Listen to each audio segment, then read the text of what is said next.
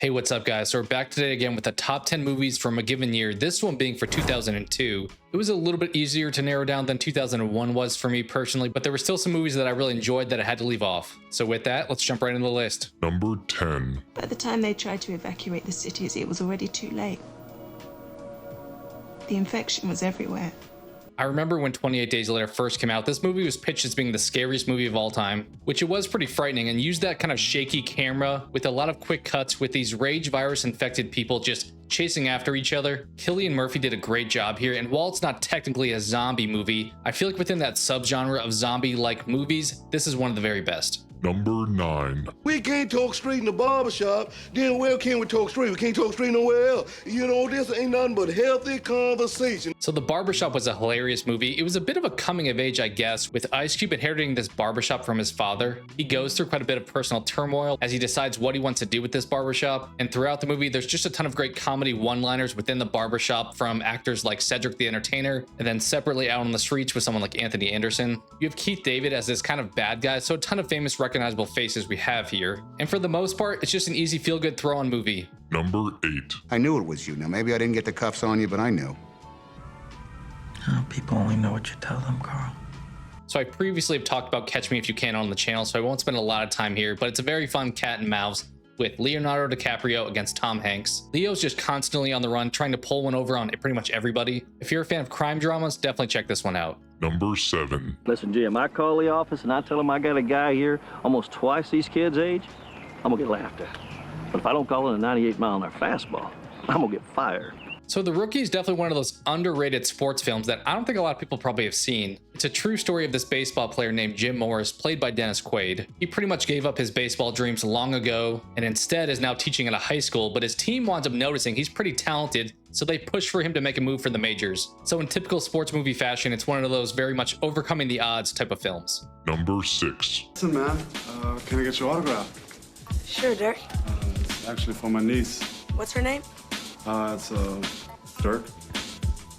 All right, we have another sports movie here, and I realize this one's probably a very heavy personal choice for me. Would I say it's a super high quality movie? No, but it's one that I've really enjoyed growing up and had a personal attachment to. You have Bow Wow here at this orphanage, and he winds up finding this pair of shoes that was previously owned by Michael Jordan. The shoes wind up giving him high-level NBA talent, and he really has to adapt to this lifestyle of fame. If you've seen the movie Rookie of the Year, it's kind of similar as far as stories go to that movie. And shout out to Jesse Plemons, who's in a ton of stuff these days, as kind of the bad guy, bad kid, I guess, in this movie. Number 5. Without a new heart, he's not gonna make it. Okay. Take mine.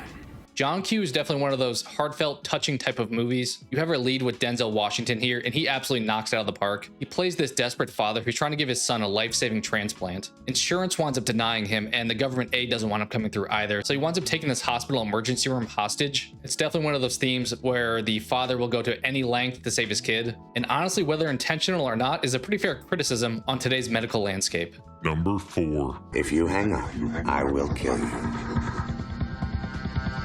What are you gonna do about it up in your fucking high window with your goddamn binoculars? I never said I had binoculars. I have a highly magnified telescopic image of you. Phone Booth is definitely the classic example of doing less with more. It's one of those movies that's only filmed in one location for the entire film. You have Colin Farrell, who's in this phone booth, which is kind of an archaic concept these days, but he's pretty much being held hostage by this sniper, and he's trying to navigate the sniper's demands while trying to stay alive. You also have Forrest Whitaker here, who does a great job as one of the police hostage negotiators. It's just a great suspenseful film and very underrated in my opinion. Number 3. You and I are not so different. I'm not like you. You're a murderer. Well, to each his own.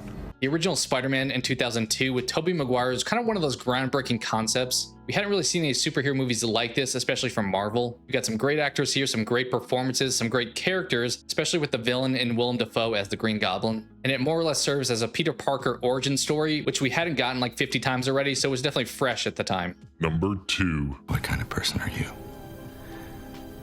Are you the kind that sees signs, sees miracles? Or do you believe that people just get lucky? Signs is definitely one of my favorite sci-fi movies and my favorite M. Night Shyamalan movie of all time. The first time watching it, there was definitely some terrifying moments, like with the pantry knife scene or the TV with Joaquin Phoenix. And it's one of those rare instances where it uses a kind of phenomenon type of movie, but also with a great story surrounding it. Yes, we have aliens attacking here, but alongside that, we have a great idea with this family having their faith tested. It's an absolute must watch for anyone who's fans of this genre. Number 1. What can men do against such reckless hate?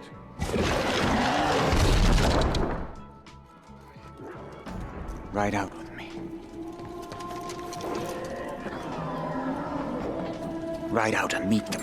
So here at number 1, there was no doubt we were going to have Lord of the Rings, The Two Towers. As I've stated before, this is my favorite trilogy of all time, my favorite franchise of all time, my favorite movies of all time. It's maybe slightly weaker than the other two in the trilogy, but that's not saying a lot. They really build off from where we left off at the end of Fellowship, with adding some new characters, some new plot lines, and so forth. And while, as I stated, I think it's the weakest of the trilogy, I still feel like it has the best battle of the trilogy with the Helm's Deep battle. The banter with characters like Legolas and Gimli is especially awesome. And as I've said before, if you've never checked out this fantasy trilogy, definitely jump in. So that was my list of top 10 movies from the year 2002. To recap, we had 28 Days Later, Barbershop, Catch Me If You Can, The Rookie, Like Mike, John Q, Phone Booth, Spider-Man, Signs, and The Lord of the Rings, The Two Towers. I was really struggling with that number 10 spot. It was a little bit painful to leave The Ring off of this list, so The Ring was probably my 11th movie. On top of that, there were some other great ones like Die Another Day, 8 Mile, Sweet Home Alabama, The Scorpion King. Let me know some of your favorites from this year. I would love to hear what you guys say. And let me know if you want me to keep this series going with 2003.